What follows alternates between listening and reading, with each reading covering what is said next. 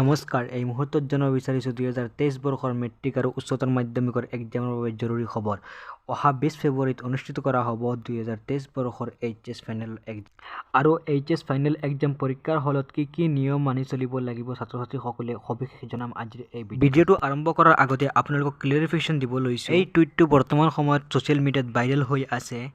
HS final exam 2023 বৰ্ষক লৈ এই টুইটটো বৰ্তমান সম্পূৰ্ণভাৱে ভুৱা টুইট হয়। একাংশ দুষ্কৃতিকাৰীয়ে ছাত্ৰ-ছাত্ৰীসকলক বিপদত পৰিচালিত কৰিবৰ বাবে এই প্ৰচাৰটো চলাই আছে।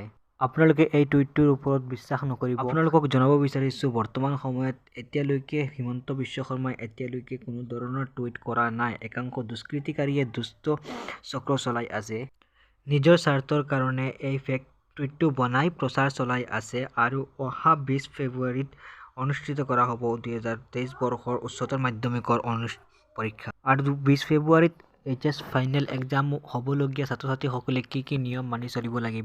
এক্সাম হলত ছাত্ৰ-ছাত্ৰীসকলে কোনো ধৰণৰ ইলেক্ট্ৰনিক বস্তু লৈ সোমাব নোৱাৰিব, যেনে মোবাইল ফোন, ডিভাইচ, ইলেক্ট্ৰনিক ঘড়ী ইত্যাদি লৈ এক্সাম হলত কোনো ধৰণৰ ছাত্ৰ-ছাত্ৰীসকলে সোমাব নোৱাৰিব। আজিলৈ ইমানেই। যদি ভিডিঅ'টো ভাল লাগিছে লাইক কৰি দিব আৰু আমাৰ চেনেলত নতুন হ'লে চেনেলটো ছাবস্ক্ৰাইব কৰি দিব।